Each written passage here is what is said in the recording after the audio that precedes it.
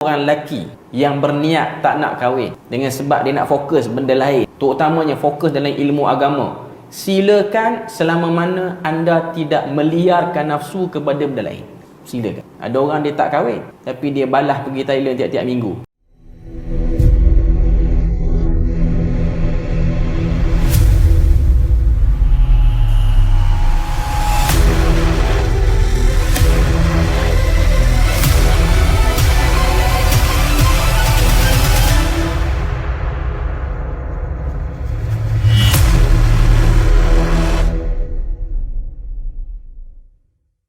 Kalau dalam Kristian, dia memang ada konsep tabatul ataupun rahbaniyah ni, tak berkahwin. Tapi kalau kita tengok pendedahan, setengah-setengah dokumentari mendedahkan. Sebab kita tahu di barat ni ada kelompok yang tak suka, terutamanya apa yang berlaku di sebalik tabir yang ada di Vatican City.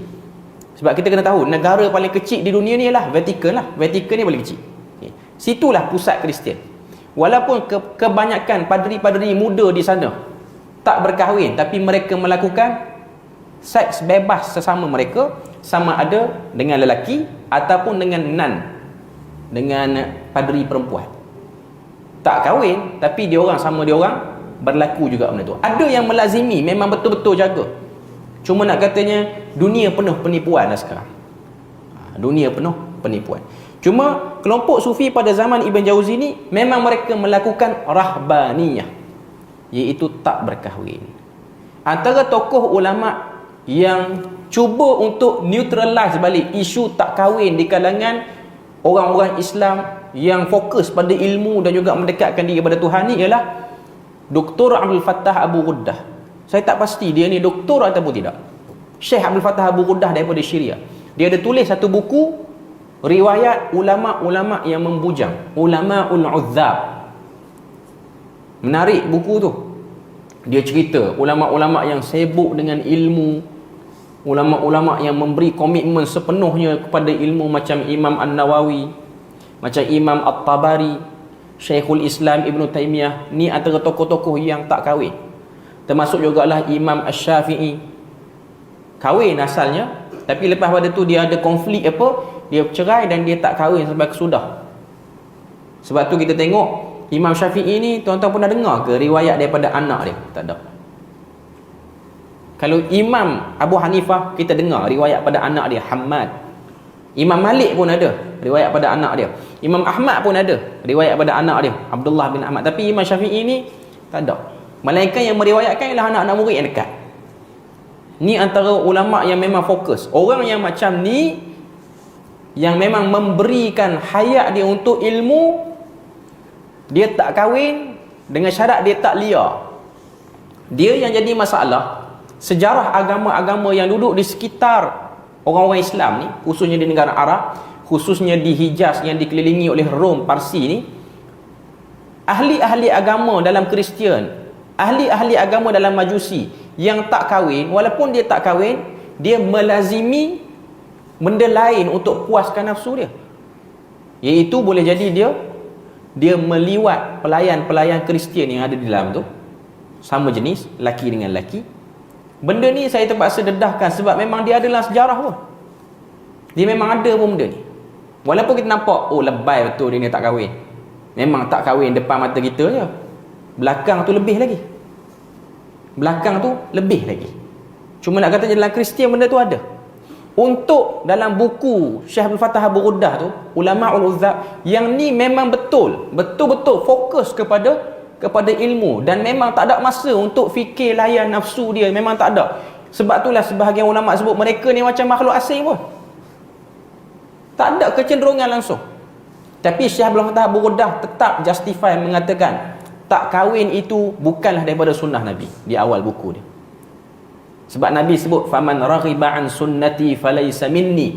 Sesiapa yang mengasingkan diri daripada sunnahku, dia bukan daripada kelompok aku. Tapi kalau dia tak kahwin, nafsu dia tak liar kepada benda-benda haram, dipersilakan. Dan dia pun ada kerja utama untuk maslahah umat ni, dipersilakan. Termasuklah Imam Bukhari pun.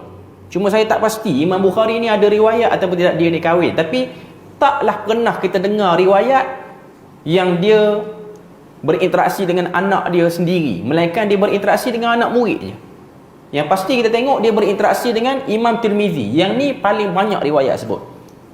Sehingga Imam Bukhari sebut, aku ambil manfaat pada Tirmizi ni lebih banyak berbanding Tirmizi ambil manfaat pada aku. Sebab tu kalau kita tengok Imam Bukhari ni dia tulis Kitabul Ilal dalam hadis, hasil daripada soalan-soalan yang pelik daripada anak murid dia, iaitu Imam Tirmizi. Yang ni memang orang yang fokus, betul-betul fokus, yang memang sibuk betul, yang lain macam. Nak sebutnya, kelompok manusia macam ni ada, dengan syarat dia boleh, saya nak bagi conclusion mudah je lah. Kalau ada orang lelaki yang berniat tak nak kahwin dengan sebab dia nak fokus benda lain, terutamanya fokus dalam ilmu agama, silakan, selama mana anda tidak meliarkan nafsu kepada benda lain. Silakan. Ada orang dia tak kahwin, tapi dia balas pergi Thailand tiap-tiap minggu. Kita pun curiga kat dengan dia. Apa yang dia buat? Takkan pergi makan udang je tiap-tiap minggu. Kok duk makan benda lain pula. Okey. Cuma nak katanya itu antara benda kena jagalah. Sebab bagi saya sekarang dia agak sukar untuk orang tu dia tidak berkahwin langsung. Dia agak sukar lah. Kalau dia boleh jaga dan suasana tempat dia tu okey, tak apa. Hatta tuan-tuan tengok di di pusat pengajian hadis ni, bukan saya nak merendahkan pusat pengajian hadis di India, Pakistan, tapi untuk zaman milenium sekarang ni, yang ni saya dengar daripada Maulana Fakhr Razi, Kuala Kangsar. Maulana di sana, pendiri-pendiri tempat pengajian hadis ni, bila mana dia tengok pelajar daripada Asia, Maulana sana selalu nasihat, kalau boleh simpan janggut panjang. Tapi dia tak tahu genetik orang Melayu ni payah nak janggut lebat macam dia orang. Jadi dia orang suruh jangan bagi nampak jambu sangat, bagi selekeh sikit. Sebab apa? Banyak kes student Asia diliwat oleh student situ. Dia tak tahan, dia tengok orang Melayu macam dia tengok perempuan. Jadi Maulana sana pesan, jangan handsome sangat lah. Maknanya jangan licin sangat, bahaya. Tidur tengah hari nanti ada orang duduk tak ada. Yang itulah yang saya dengar pada Maulana Fakhr Razi sebut. Okay. Nak katanya itu tempat orang duk mengaji hadis tu. Saya nak kata apa? Mengaji hadis ke mengaji apa ke, syaitan boleh masuk kawasan tu. Syaitan boleh meliar. Sebab tu Ibn Jauzi dia memang tentang betul-betul pada isu ini. Isu tak kahwin. Mustahil. Pada zaman Ibn Jauzi pun macam Ibn Jauzi nak kata macam, boleh ke dia ni jaga diri dengan tak kahwin? Boleh ke?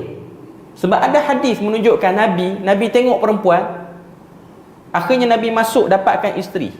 Hadis tu nak tunjukkan kita pada apa? Bukan nak tunjuk Nabi ni teruk, tapi itulah naluri dan lumrah manusia.